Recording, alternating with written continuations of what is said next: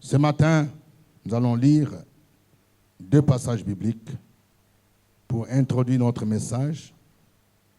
Nous lirons d'abord Ézéchiel chapitre 37, les versets 1 à 9.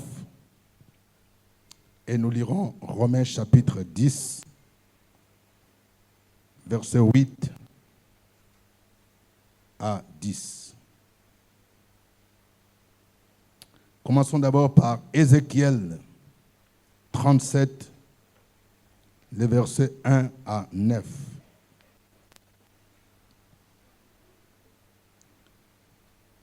La main de l'Éternel fut sur moi, et l'Éternel me transporta en esprit et me déposa dans le milieu d'une vallée remplie d'ossements. Il me fit passer auprès d'eux tout autour, et voici, ils étaient fort nombreux à la surface de la vallée, et ils étaient complètement secs. Il me dit, fils de l'homme, ces eaux pourront-ils revivre? Je répondis, Seigneur éternel, tu le sais. Il me dit, prophétise sur ces eaux et dis-leur, ossements desséchés, écoutez la parole de l'Éternel. Ainsi parle le Seigneur. L'Éternel a ses eaux. Voici, je vais faire entrer en vous un esprit et vous vivrez. Je vous donnerai des nerfs. Je ferai croître sur vous de la chair. Je vous couvrirai de peau. Je mettrai en vous un esprit et vous vivrez. Et vous saurez que je suis l'Éternel. Je prophétisais selon l'ordre que j'avais reçu. Et comme j'ai prophétisé, il eut un bruit. Et voici, il se fit un mouvement. Et les eaux s'approchèrent les uns des autres. Je regardais, et voici, il leur vint des nerfs. La chair crue et la peau les couvrit par-dessus. Mais il n'y avait point en eux d'esprit. Il me dit, prophétise et parle à l'esprit. Prophétise, fils de l'homme. Et dis à l'esprit, ainsi parle le Seigneur, l'Éternel. Esprit, viens de 4 vents, souffle sur ces morts et qu'ils revivent. Romains chapitre 10, versets 8 à 10. Que dit-elle donc? La parole est près de toi, dans ta bouche et dans ton cœur. Or, c'est la parole de la foi que nous prêchons. Si tu confesses de ta bouche le Seigneur Jésus, et si tu crois dans ton cœur que Dieu l'a ressuscité des morts, tu seras sauvé. Car c'est en croyant du cœur qu'on parvient à la justice, et c'est en confessant de sa bouche qu'on parvient au salut, selon ce que dit l'Écriture. Amen. Prophétise sur ces ossements. C'est le thème du message de ce matin. Quelqu'un peut dire avec moi, prophétise sur ces ossements. Dis encore, prophétise sur ces ossements. Vous savez, il y a une puissance extraordinaire dans les paroles que nous prononçons. Un enfant de Dieu doit éviter de dire n'importe quoi. Les paroles que nous prononçons, que nous confessons, véhiculent quelque chose. Prophétiser veut dire parler de la part de Dieu, déclarer ce que Dieu dit. Et déjà, l'apôtre Paul nous dit que pour parvenir même au salut, pour être sauvé, il faut que nous puissions confesser de notre bouche. On dit, si tu confesses de ta bouche, c'est-à-dire, je déclare de ma bouche que Jésus est Seigneur et que je crois à mon cœur que Dieu l'a ressuscité des morts. Donc, il y a une corrélation entre la confession de ma bouche et la foi. Je crois dans mon cœur et j'exprime, je démontre cette foi par les paroles que je prononce. Parce que ces paroles véhiculent quelque chose. Prophétise sur ces ossements. Le contexte de ce passage, c'est quoi? Juda était en captivité à Babylone. Et la captivité devait durer 70 ans. Vous voyez, pendant 70 ans, un peuple qui est déporté en captivité sur une terre étrangère. Le peuple d'Israël, le peuple de Juda étaient donc découragés, désespérés. parce qu'il était loin de sa patrie. Il n'y avait pas de temple pour adorer Yahvé. Et il s'est posé la question, est-ce que c'est encore possible que nous puissions retrouver notre pays? Est-ce que c'est encore possible qu'on se retrouve à Jérusalem pour adorer l'éternel Yahvé? Ils étaient des esclaves. Ils étaient en captivité, loin de leur pays, à Babylone. Et c'est pendant ce temps que Dieu transporte le prophète Ézéchiel en esprit pour lui montrer l'état des enfants d'Israël. Il a vu en esprit que les enfants d'Israël étaient dans une vallée. Et cette vallée était remplie d'ossements, c'est-à-dire des squelettes. Vous savez, quand quelqu'un meurt, il y a plusieurs phases. C'est pourquoi on met les formoles pour éviter que le corps se décompose. Mais pour arriver au niveau des squelettes, ça veut dire que quelqu'un meurt, le corps pourrit, et puis il ne reste plus que les os. C'est ça que Ézéchiel a vu. Il a vu en esprit qu'il y avait une vallée remplie d'ossements. Et les ossements étaient desséchés. Et Dieu lui dit que ces os que tu vois là, c'est les enfants d'Israël. Ils sont découragés. Ils sont désespérés. Ils pensent qu'il n'y a plus d'avenir pour eux. Parce que avant d'aller en captivité, Juda et Israël étaient divisés. C'est un peuple divisé. Maintenant, Dieu pose la question à Ézéchiel. Ce que tu as vu là, tu as vu les ossements desséchés. Dieu lui pose la question, est-ce que ces os peuvent-ils revivre? Ça veut dire arriver à ce stade-là. C'est comme si on te transportait un jour au cimetière de ton père ou bien de ta mère. On dit, bon, tu vas aller là-bas et puis on trouve que le corps se décompose et puis il n'y a que des squelettes. D'ailleurs, c'est ce que les gens font. Il y a quelques mois en arrière, j'ai suivi l'actualité. On dit qu'il y a un héros en RDC, Lumumba, qui était sacrifié. On dit qu'on a vu la dent de Lumumba. Depuis 1960. Et maintenant, on dit, on a vu sa dent. Et puis, on va aller enterrer. Bon, moi, je me suis posé la question, comment ils ont pu reconnaître que ça, c'est la dent de quelqu'un 60 ans après. Bon, eux-mêmes savent. Alors, Ézéchiel, Dieu lui pose la question, est-ce que ces os peuvent revivre? Bon, pour ne pas dire non, il répond à Dieu de manière diplomatique. Seigneur, c'est toi seul qui le sais. C'est toi seul qui sais. Alors Dieu lui dit, je t'informe que ces os peuvent revivre. Alors pour que ces os puissent revivre, il faut que toi-même, Ézéchiel, tu dois prophétiser sur ces ossements.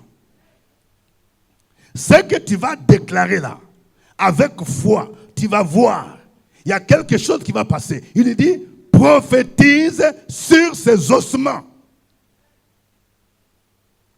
Et quand il a commencé à prophétiser, il a commencé à parler aux os, comme quelqu'un qui était fou. Parce que la foi, c'est comme une folie. Il prophétise, il parle aux os. D'ailleurs, si quelqu'un, on t'a trouvé au cimetière en train de parler aux os, on va te trouver suspect. Hein? Et Ézéchiel, pendant qu'il prophétisait, on dit, au fur et à mesure qu'il prophétisait, il a vu, il y avait un bruit. Quelqu'un dit un bruit. Et puis, au fur et à mesure qu'il prophétisait, il y a un mouvement. Quelqu'un dit un mouvement. Ça veut dire que les os commencent à se rapprocher. Et puis le squelette, le corps commence à prendre forme. Et puis il prophétise. Il n'y avait pas encore de chair.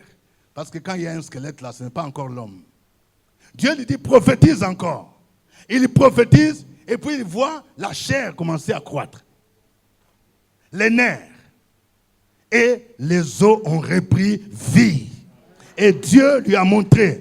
Il a vu une grande armée. Ce matin, je suis venu dire à quelqu'un, ces ossements peuvent revivre. Cette situation pour laquelle les gens disent que c'est impossible, tout est pourri, tout est gâté. Dieu te dit, toi-même là, tu dois apprendre à prophétiser sur ta situation. Tu dois apprendre à prophétiser là où les gens disent que c'est désespéré. Là où les gens disent qu'avec l'AVC, quelqu'un ne peut plus revivre. Cette main-là, ce pied-là ne peut plus revivre. Dieu dit, prophétise sur ces ossements. Alors, ce matin, nous allons voir que représentent les ossements. Que représentent les ossements pour nous? Les ossements desséchés, c'est toutes les situations que les hommes qualifient d'impossibles. Quand tout est pourri, je vais dire à quelqu'un, Dieu permet parfois que les choses pourrissent pour qu'il puisse se ressusciter. C'est ce qui s'est passé même avec Jean, avec l'ami de Jésus là. C'est Lazare. Lazare est mort. Il a fait combien de jours? 4 jours. Et on a mis une grosse pierre. Et quand il est venu, Jésus vient. Il dit, il faut ôter la pierre. Ses sœurs disent, mais attends, ça fait 4 jours, c'est déjà dépassé. Jésus dit, n'ai-je pas dit que si tu crois, tu verras quoi? La gloire de Dieu.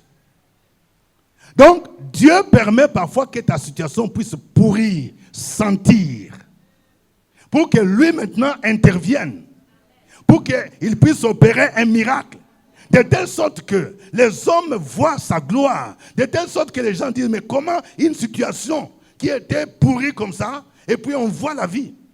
C'est ce que Dieu veut te dire ce matin. Les ossements desséchés, c'est quoi? C'est un foyer brisé.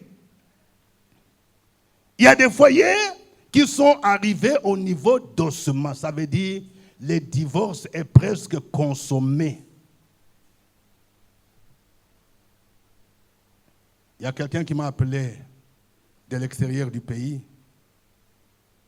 qui m'a fait part de sa situation. C'est une jeune dame qui se trouve en Amérique. Elle m'a dit, mais révérend, mon mari, je ne comprends rien. Mon mari dit, il me dit en face comme ça, je n'ai plus d'amour pour toi. Je ne t'aime pas. On a un enfant. Il dit, et il m'envoie la photo de sa copine. Il dit, regarde maintenant, celle que j'aime. Je ne veux plus de toi. Vous savez, dans le mariage, pour qu'on arrive au stade de divorce, il y a ce qu'on appelle des phases. La première phase, c'est ce qu'on appelle la phase de la romance. Quelqu'un dit la romance.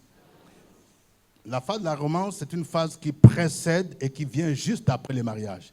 Dans la romance, il y a encore une forte dose d'amour. Les gens s'aiment. C'est pourquoi on parle de lune de miel. Les gens veulent aller quelque part, dans un coin. Là, ils s'aiment encore. Mais après la phase de la romance, qui dure généralement 6 à 1 an, 6 mois à 1 an, les choses commencent à changer.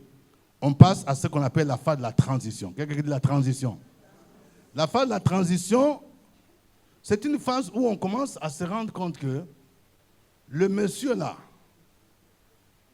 qui m'a acheté téléphone portable, ce n'est plus la même personne. On commence à dire, est-ce que c'est celui-là?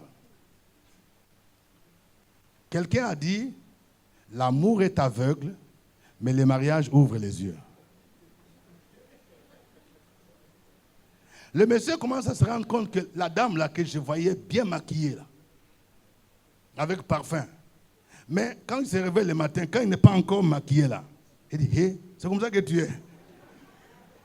Il y a le maquillage qui cache beaucoup de choses. Hein. C'est-à-dire, c'est la phase de transition.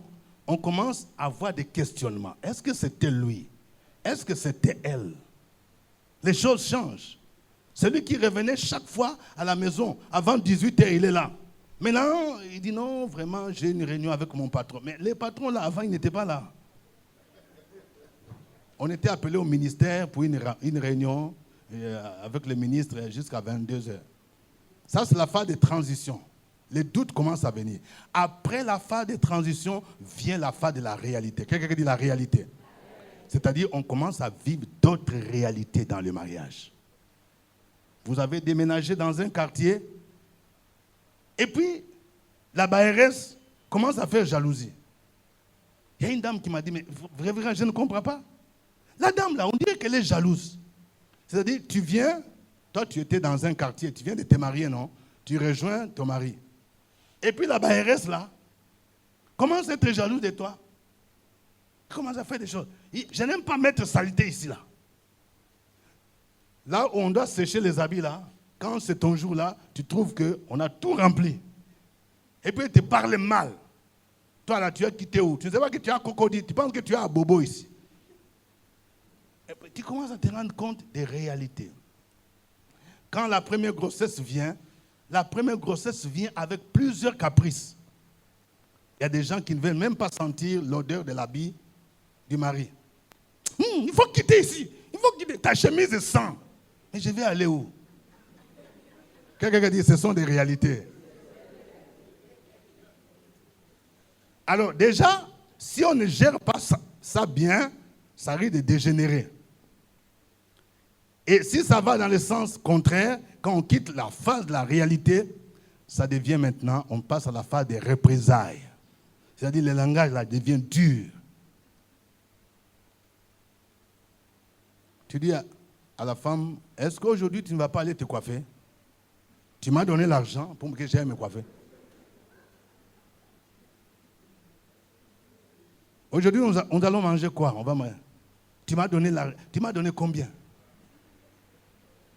Avec 1500 francs là que tu me donnes là. Donc, qu'est-ce que je vais acheter? Tu me demandes, je vais acheter. On va manger quoi? Si tu es garçon, les gens donnent au moins 5 000, 10 000 francs. Il ne faut pas me demander ça. Mais réponds quand même bien. Est-ce que je parle à quelqu'un? Ça veut dire que ça commence à se gâter. Donc, c'est des représailles. On ne parle plus avec amour. On ne répond plus avec amour. C'est-à-dire que ça commence à pourrir. Quand c'est comme ça, il faut dialoguer. À un moment donné, on s'assoit pour dire, on commence à évaluer. Qu'est-ce qui ne va pas? S'il y a quelque chose que je t'ai fait là, qui est mauvais, il faut me dire. Il y a les dialogues. Quelqu'un dit les dialogues. Mais si ça ne s'arrange pas, parce que les représailles commencent par des représailles verbales, et puis ça finit même par la main. On entend des couples, on dit un frère, diacre là, il a frappé. Il a frappé sa femme. Il dit, je vais te boxer. Moi, il faut demander. Moi, j'étais champion de taekwondo. Aïe. Il y a dans le taekwondo dans le mariage là. Et puis, quand on quitte cette phase-là, c'est la phase de rejet. La phase de rejet, c'est maintenant la séparation de corps. Il y a des gens que moi je connais, ils sont dans la même maison, chacun est dans sa chambre. Ils font semblant de venir. Chacun dans sa chambre, chacun en sa garde-robe, ainsi de suite. Séparation de corps. À ce moment-là, il y a des sœurs en Christ qui recherchent partout où on organise une veillée de prière. Chaque vendredi. Vous croyez qu'il est engagé? Il n'est pas engagé, il fuit la maison. Veillez ici, veillez à Yopougon, veillez. Vous voyez quand on organisait la veillée, vous voyez comment les gens étaient nombreux. Il y a des gens, ils ne viennent pas chercher Dieu, ils sont en train de fuir la maison. Ils partent de veiller en veillée. Parce qu'à la maison, tout est gâté. Quelqu'un dit, ce n'est pas normal. Et puis, séparation de corps, et puis c'est divorce. Alors, vous voyez, peut-être qu'il y a quelqu'un, tu es arrivé à ce niveau-là, où tu dis, moi, je reste seulement pour les enfants, c'est tout. Quand on entend une femme dire, c'est seulement pour les enfants. Sinon, si c'est à cause de toi, là, il y a longtemps, je suis rentré. Ça veut dire que c'est pourri. Mais je vais dire à une dame, quel que soit l'état dans lequel ton foyer est, on te dit que ton mari a fait enfant dehors, c'est un accident, tu n'as pas souhaité cela. Dieu te dit, prophétise sur ton mariage. Prophétise. Crois que Dieu est capable encore de restaurer ton mari. Peut-être que c'est une petite fille qui est envoûtée. Vous savez, il y a des choses qui se passent. On m'a raconté l'histoire d'un foyer où un ancien d'une église, il y a une jeune fille qui a défié sa femme dans le quartier. Il dit, toi là, je vais sortir avec ton mari. En face, ce n'est pas un songe. Sa femme dit, moi là, mon mari, il mène une vie de sanctification. Tu ne l'auras pas. Il est ancien. Il dirige même les cultes, il prêche. La fille a dit, je te dis, tu vas voir. Bon, comme les gens aiment manger là, il y a des gens, quand ils voient poulet là, ils commencent à trembler. C'est pourquoi vous, les hommes là, il ne faut pas grossir en désordre. Parfois, il faut jeûner. Les jeûnes font du bien, même spirituellement, même physiquement. Il y a des gens, quand je vois la manière de vous grossir, je me demande, même si vous avez fait 21 jours de jeûne, il faut diminuer un peu. Dieu seul sait qui ont respecté vraiment ces jeûnes-là. Alors, c'était la faiblesse de cet ancien-là. La jeune fille avait un restaurant. Un jour, il demande à ses amis, « Oh Joe, on va aller manger là. » Et quand ils ont mangé, on paye, comme tout le monde paye. Il dit, « Hey Joe, la dame là, la jeune fille, elle prépare bien. Donc, il faut que nous puissions revenir. » Donc, c'était tout. Je ne sais pas ce qu'il y avait dans sauce là. C'est fini. Et puis, c'est comme ça, c'est la gentille qui commence. Oui, oui. C'est combien? Non, les plats, avec tout ce que vous avez pris, ça fait 7 000 francs. Bon, et puis dis-moi, la monnaie, tu donnes 10 000 francs. Les 3 000 francs, non, c'est la monnaie, je te laisse. Tu dis non, ouais, la Bible nous dit nous devons souvent partager avec les autres. Est-ce que c'est la motivation? C'est pas ça. Tu laisses monnaie. Et puis, il commence, bon, chaque fois que tu as besoin là, tu peux m'appeler même. Moi, tu peux même commander, je t'envoie. Donc, tu peux me donner ton contact. C'est comme ça que ça commence. Il y a des gens, vous demandez contact de quelqu'un, c'est pour faire quoi? Dis à ton voisin, contact là, c'est pour faire quoi? C'est pour faire quoi? Et finalement, ce que la dame redoutait là, c'est arrivé. À partir des poulets là. Donc, il y a des fois, c'est un envoûtement. Tu vis des moments difficiles. Alors, au lieu de commencer à dire, tu n'as qu'à partir. Si tu veux prendre même 10 femmes là, tu n'as qu'à partir. Quand tu dis ça, les démons disent, toi-même tu as dit non, que tu nous as laissé ton mari, non? Mais au lieu de dire ça, le Seigneur te dit ce matin, il faut prophétiser. Tu dis, Seigneur, tu as dit, l'homme quittera son père et sa mère, s'attachera à sa femme. Il n'a pas dit qu'il s'attachera à ses maîtresses. Moi, je refuse de partager mon mari avec cette fille-là. Au nom de Jésus, je prophétise que mon mari revienne vers moi. Je prophétise que mon foyer revive. C'est ça ce que tu dois faire. Dieu dit, prophétise sur ces ossements. C'est possible. Même quand tout semble gâté, il y a une puissance qui peut restaurer ton foyer, restaurer ton mariage. Les ossements desséchés, c'est quoi? C'est un couple sans enfant. C'est une femme qui n'enfante pas. Oh, la médecine sait classifier les gens. Il y a stérilité primaire, stérilité secondaire. Il y a des couples pour lesquels on va te dire, on a fait si c'est hermogramme, il y a des termes techniques là, où on te dit que non, il n'y a aucune chance d'avoir des enfants, à moins que vous puissiez adopter. Il y a un couple que je suivais, la dame m'a dit, bon papa, vraiment on me dit, c'est compliqué, nous on ne va plus vivre en Europe, ici en Afrique, on va aller en Europe, parce qu'il y a beaucoup de techniques, on va faire ce qu'on appelle la fécondation in vitro. C'est-à-dire, vous n'espérez plus. Sur le plan médical, on a dit que non, tes trompes sont bouchées. On a fait ceci, cela.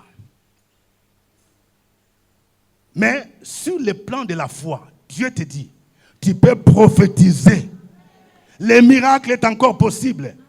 Sarah et Abraham avaient dépassé la ménopause à 90 ans. C'est un vieillard. Vous vous rendez compte?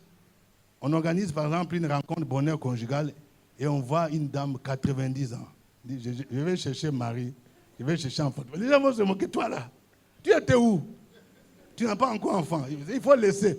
Toi, tu dois déjà être mémé ou bien arrière-mémé.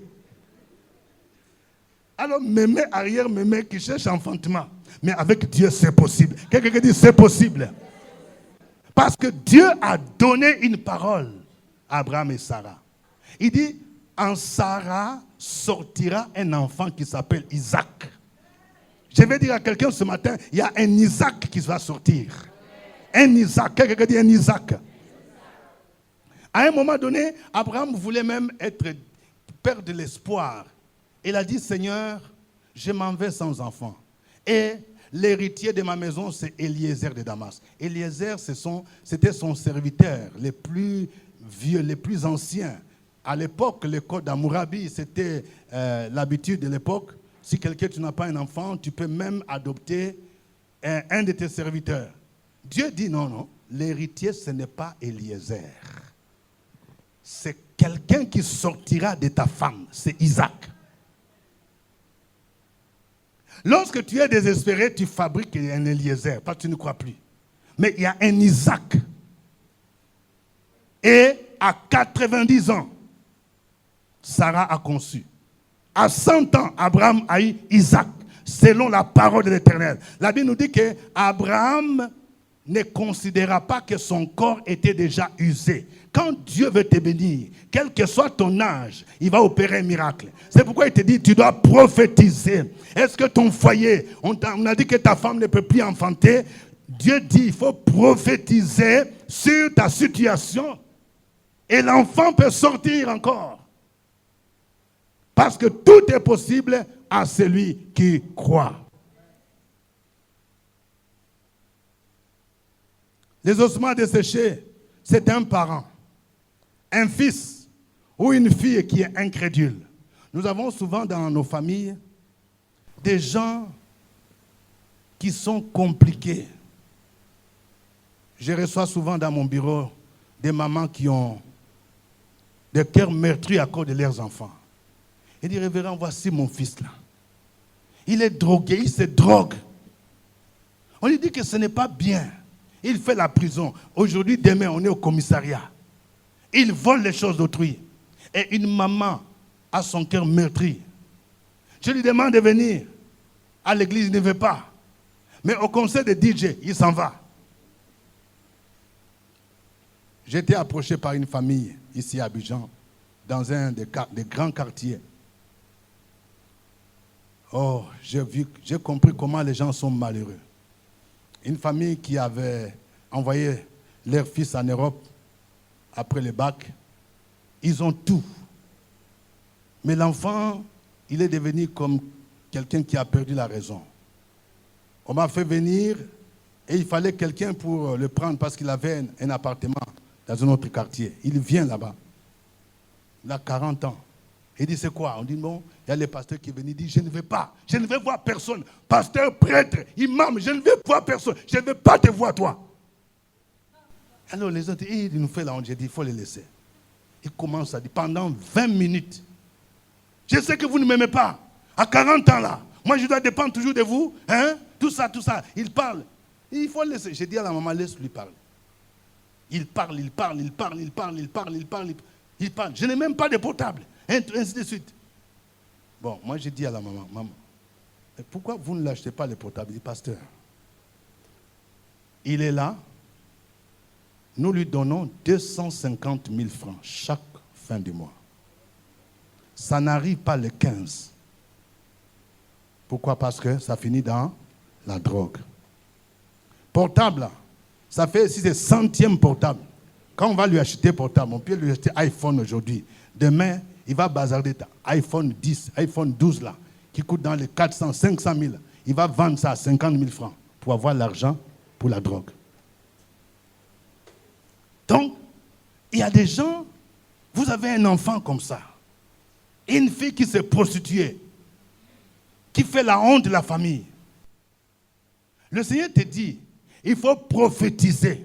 Crois que le Saint-Esprit est capable encore de les toucher, de la toucher. Prophétise. Tu vas dire, Seigneur, tu m'as dit dans ta parole, crois au Seigneur Jésus, tu seras sauvé, toi et ta famille. Je prophétise que ma fille ne va pas continuer à se prostituer. Je prophétise que mon fils ne va pas continuer avec la drogue. Au nom de Jésus, je déclare qu'il est libéré. C'est ça, prophétiser. Tu ne vas pas dire, toi là, tu iras en enfer. Regarde sa tête comme ça. Non, ce n'est pas ça. Dans la Bible, nous avons des personnes qui ont été transformées. Nous avons le cas de l'apôtre Paul. L'apôtre Paul, qui était-il? L'apôtre Paul était un homme blasphémateur, un persécuteur. Donc si c'était aujourd'hui, on utiliserait le terme de loubard. L'apôtre Paul, c'était un loubard. Un loubard qui ciblait les chrétiens. C'est-à-dire, quand tu confesses le nom de Jésus, il vient. Il t'attrape là. Il va te jeter en prison. C'était ça son travail. Mais il dit, j'agissais par ignorance. À cause de l'incrédulité. Quand quelqu'un est ignorant, les gens que vous voyez là, qui refusent de venir à l'église, qui refusent de venir à Jésus, ils sont ignorants. Il y a un aveuglement. Ils sont aveuglés. C'est l'aveuglement qui les empêche de voir la gloire de Dieu, de comprendre ce que Jésus a fait. Mais un jour, l'apôtre Paul, pendant qu'il allait dans sa mission, sur la route de Damas, la Bible nous dit qu'il y avait une lumière qui jaillit. Il y a toujours un jour de rencontre, pendant que la personne va même se prostituer. Il y a même des gens, pendant qu'il va se prostituer, il va trouver un Nouveau Testament dans l'hôtel là. Et le Seigneur va lui parler. Il faut croire que c'est possible. Quelqu'un dit c'est possible. L'apôtre Paul, on dit, il a entendu une voix dire, Saul, Saul, pourquoi me persécutes? Tu dis, moi je persécute qui? Il dit, je suis Jésus que tu persécutes. Il est tombé par terre. Il a fait 3 jours. Il a rencontré Jésus. Et quand il s'est relevé, c'était devenu une autre personne, au point où même les gens ne croyaient pas que lui peut prêcher. Il y a des gens dont la conversion est instantanée. Quelqu'un qui est un drogué, et puis le Seigneur le prend, le voile tombe, et la personne commence à servir le Seigneur. Et la personne devient évangéliste, la personne devient pasteur, prophète. Je suis en train de dire à quelqu'un, ton mari là que tu vois, ton mari qui est bandit, qui te laisse seul, le Saint-Esprit va le saisir un jour. Il sera comme l'apôtre Paul. C'est lui maintenant qui va commencer à prêcher l'évangile. Et croire. Et tu dois prophétiser pour dire, je prophétise sur mon mari, je prophétise sur ma femme, je prophétise sur mes enfants qui vont servir le Seigneur. Parce que la Bible dit, moi et ma maison, nous servirons l'Éternel. Et tu continues à confesser cette parole. Dis que moi et mon fils tel, nous servirons l'Éternel. Tu commences à citer tous tes enfants. Moi et ma fille telle, nous servirons l'Éternel. C'est-à-dire, tu crois que ce que Dieu dit, c'est ce qui est vrai. Tu les confesses de ta bouche. Tu les proclames. C'est ça, prophétiser.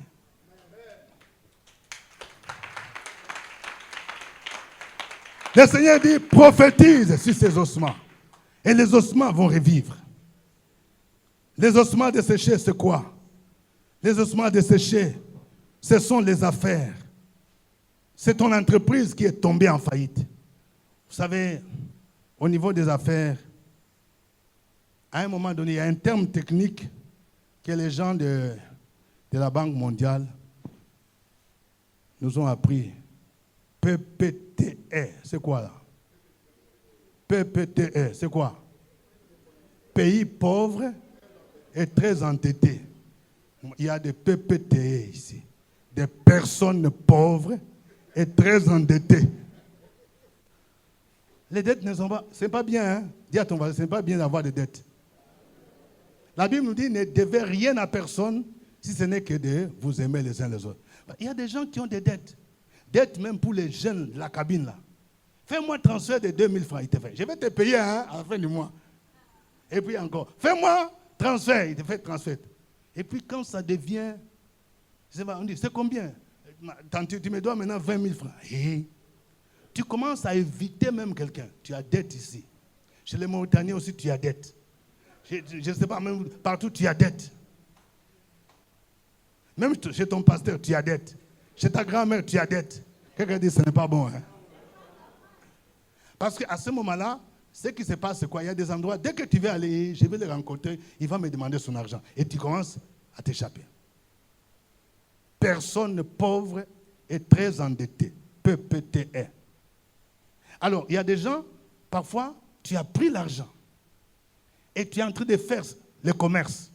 Et puis, tout est tombé en faillite. Pour ceux qui connaissent la comptabilité, quand on regarde là, la rubrique, les bilans, donc c'est déficitaire. Les comptes des résultats déficitaires. Tu dois des dettes. Tu dois payer ici, tu dois payer là-bas. Finalement, on dit, bon, il faut hypothéquer des choses. Ou il y a même des gens qui disent, bon, je vais ouvrir mon entreprise. Il y a un des frères que j'ai encadré, il m'a dit, ah, papa, vraiment, moi, je vais ouvrir mon entreprise.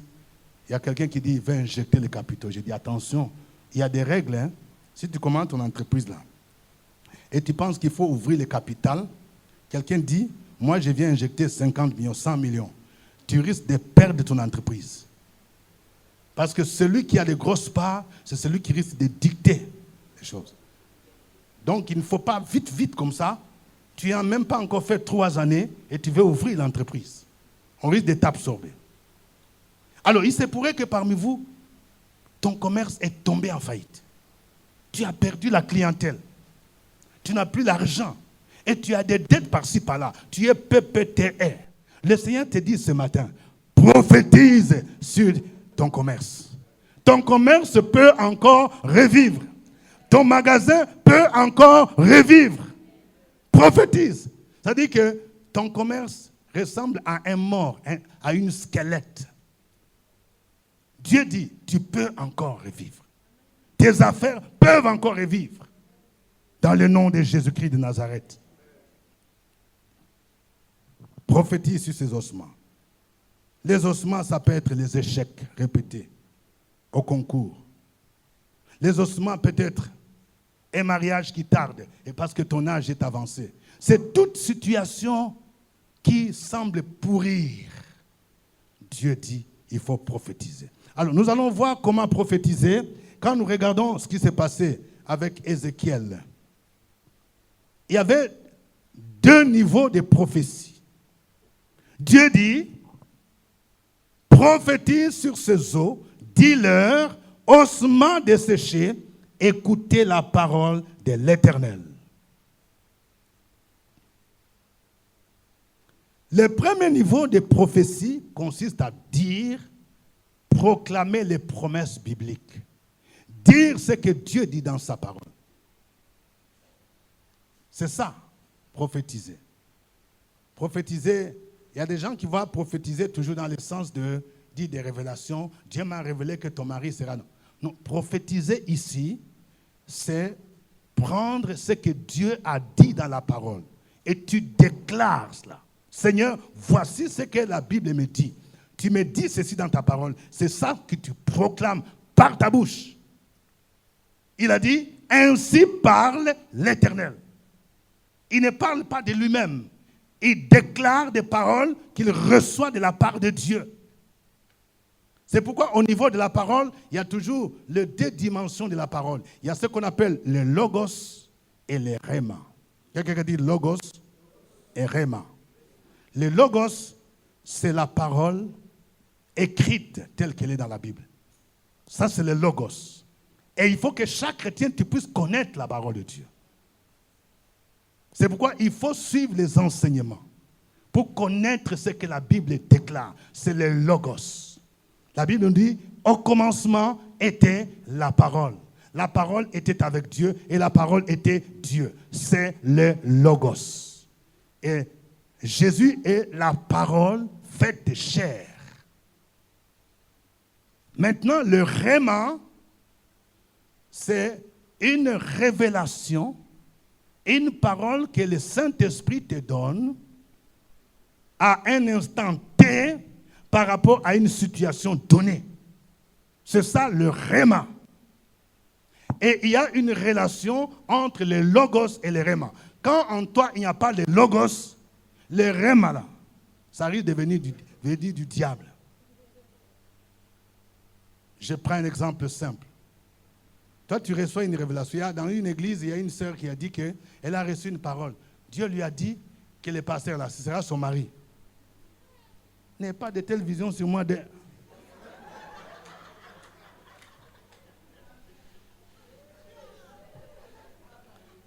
Est-ce que Dieu peut-il te révéler qu'un homme marié soit ton mari? Alors, elle disait, bon, comme c'est Dieu qui m'a parlé là, soit le pasteur va divorcer, puis moi je vais remplacer. Soit sa femme ne sera plus là, elle va décéder. Ça, c'est pas sorcellerie là. C'est sorcellerie. Quelqu'un dit c'est sorcellerie. Parce que c'est contraire à ce que la Bible dit. La Bible nous dit que personne ne sépare ce que Dieu a joint. Alors maintenant, toi, si tu veux entrer au milieu là, ça ne vient pas de Dieu. Donc, ce que tu penses recevoir comme révélation, ça contredit les logos. Donc, les logos et les rémas doivent marcher ensemble. Amen. Et pour prophétiser, donc, nous devons connaître la parole de Dieu. C'est pourquoi nous insistons sur les enseignements bibliques. Quand tu viens à l'église, tu adhères à une église, tu ne dois pas seulement venir au culte et puis tu pars. Tu dois maintenant suivre l'encadrement comme nous le faisons ici. Les enseignements bibliques qui te permettent à connaître Jésus, aller loin. Comment méditer la parole de Dieu, comment discerner. Et c'est alors, avec cette connaissance, que tu seras capable à prophétiser sur ta situation. On n'a pas toujours besoin du pasteur. Les pasteurs, nous sommes là pour vous aider.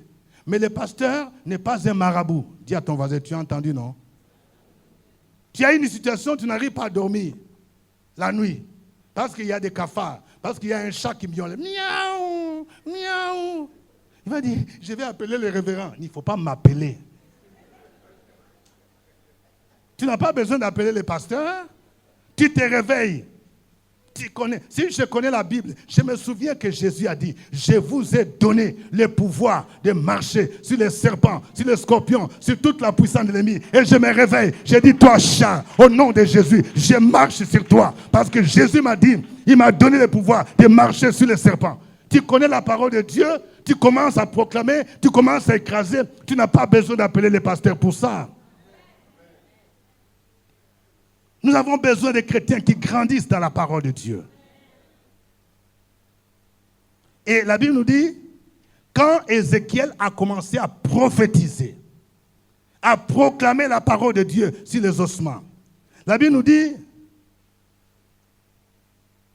je prophétisais selon l'ordre que j'avais reçu. Et comme je prophétisais, il y eut un bruit. Quelqu'un dit, il y a un bruit. Vous voyez, pendant que tu prophétises, il y a la puissance divine qui accompagne la parole de Dieu. Ceux qui étaient morts, il y a un bruit qui commence. Un bruit qui va commencer. Je vais dire à quelqu'un, oui, il y a un bruit. Un bruit. Après ce temps de jeûne que nous avons passé, je vois un bruit. Un bruit qui annonce ton mariage. Un bruit qui annonce ton relèvement. Un bruit qui annonce tes affaires. Un bruit qui annonce ta voiture. Il y a un bruit. Il faut déjà entendre un bruit. Il y a quelque chose qui fait broum, broum. Quelqu'un dit broum. Oh, il y a déjà un bruit. J'entends quelqu'un, le bruit de sa voiture déjà. Quand il prophétisait, il y a eu un bruit. Après le bruit, c'est maintenant le mouvement. Quelqu'un dit le mouvement. Il y a quelque chose. Quand tu prophétises, par exemple, sur ton mariage, tu vas voir ce mari-là qui te laissait seul à la maison. Il y aura un mouvement. Toi-même, tu seras étonné. Un mouvement. Et puis, un jour, un après-midi, il te dit, voilà, chérie, allons manger un peu.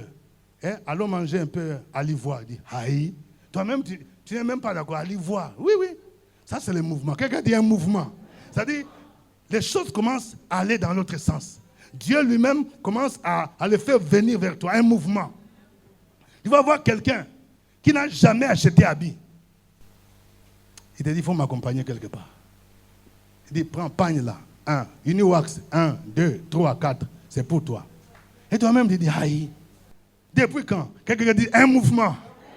Oh, est-ce que je parle à quelqu'un ce matin? Vous ne croyez pas qu'il y a un mouvement? Jamais quelqu'un ne t'a vu pour te dire que tu es jolie, que je t'aime. Après ces gens-là, tu vas voir un mouvement. Je suis en train d'annoncer quelqu'un. Vous savez, tu vas voir, il y aura un débordement. Quelqu'un qui ne t'appelle plus depuis que vous avez bac là. Tu vas recevoir un appel. Quelqu'un qui t'appelle. Oui, je me suis rappelé de toi. Un mouvement. Est-ce qu'on peut se voir pour discuter? Un mouvement. C'est ce qui se passe. Un mouvement. Quelqu'un dit un mouvement. Oh, je déclare un mouvement pour ton mariage. Un mouvement. Je vois un fiancé qui vient vers quelqu'un.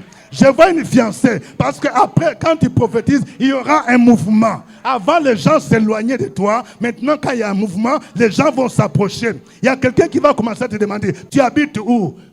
Est-ce que tu as maison de gloire? C'est comme ça que ça commence. Hein? Vous savez, il y a une soeur qui m'a dit, il y a un frère là. Il m'a dit, quand ta gloire est là, vous savez, il y a des choses qui se passent. Hein? Il y a des gens, tu es joli, mais quand il y a un masque, personne ne va voir ta beauté. Tu te maquilles n'importe comment là. Mais personne n'est attiré par toi. Mais quand la puissance de Dieu agit, tu vas voir quelqu'un dire, attends, tu as la maison de gloire ici? Je suis là. Depuis quand? Aïe, demande au révérend. Ça fait plus de 3 ans. Ça dit, la personne découvre, attends. Il dit, mais cette beauté, c'est pas possible. Quelqu'un dit, un mouvement. Oh my God. Je vais parler à mes jeunes frères là. Vous qui cherchez les femmes à l'église baptiste, à l'église presbytérienne de Toulouse, vous ne voyez pas des jolies filles qui sont à la maison de gloire ici? Mais regardez autour de vous. Parfois, je me pose la question, je dis, vous les frères là, vous ne voyez rien? Des jolies sœurs qui sont ici à la maison de gloire, elles ne vous disent rien? Il faut un mouvement. Quelqu'un dit un mouvement. Oh mon Dieu. Donc, quand tu prophétises, selon la parole de Dieu, les mouvements vont commencer à se faire. Et quand le mouvement sera là, la chose va commencer à prendre la forme. Il y a la chair qui commence à croître. Et puis, tu vas voir, c'est la résurrection. Et la deuxième phase, le deuxième niveau, il faut maintenant appeler la puissance du Saint-Esprit. Vous voyez, il est dit ceci, au verset 7. « Je prophétisais selon l'ordre que j'avais reçu. Et comme je prophétisais, il y eut un bruit. Et voici, il se fit un mouvement. Les eaux s'approchèrent les uns des autres. Je regardais, voici, il leur vint des nerfs, la chair crue, la peau les couvrit par-dessus. Mais il n'y avait point en eux d'esprit. Il me dit, prophétise, parle à l'esprit. Vous voyez, le deuxième niveau, c'est le Saint-Esprit maintenant qui va parachever l'œuvre de résurrection. Il dit, parle à l'esprit. Ainsi parle le Seigneur l'Éternel. Esprit vient de 4 vents, souffle sur ces morts. Le Saint-Esprit a une capacité surnaturelle de faire venir de la mort à la vie. Le Saint-Esprit, c'est l'esprit de vie. Le Saint-Esprit, c'est l'esprit de résurrection. Le Saint-Esprit, c'est l'esprit qui a ressuscité Jésus-Christ d'entre les morts. Et il faut prophétiser en disant, Saint-Esprit, souffle sur ces morts. L'Éternel Dieu a formé l'homme de la poussière de la terre. Il souffla dans ses narines un souffle de vie et l'homme devint un être vivant. Selon Genèse 2, verset 7. D'autres passages de la Bible nous montrent que l'Esprit de Dieu est l'auteur de la vie et de la résurrection. Dans Romains chapitre 8, versets 1 à 2, l'apôtre Paul dit, « Il n'y a donc maintenant aucune condamnation pour ceux qui sont en Jésus-Christ. En effet, la loi de l'esprit de vie en Jésus-Christ m'a affranchi de la loi du péché et de la mort. » Le Saint-Esprit est là. Quand tu prophétises, tu parles la part de Dieu et tu invoques l'Esprit de Dieu. Le Saint-Esprit va souffler. Ce matin, je dis que l'Esprit de Dieu va souffler dans la vie de quelqu'un.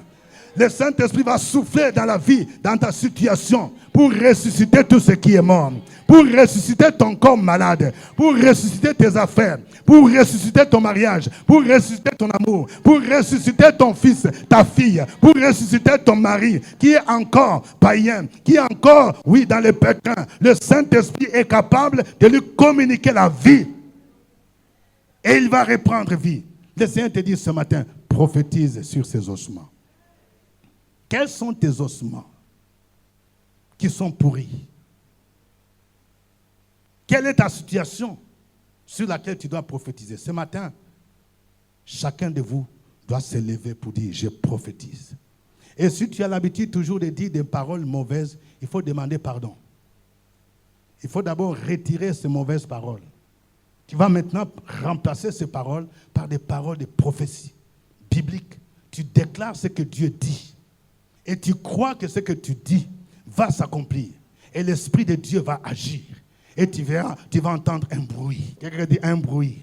Après le bruit, le mouvement.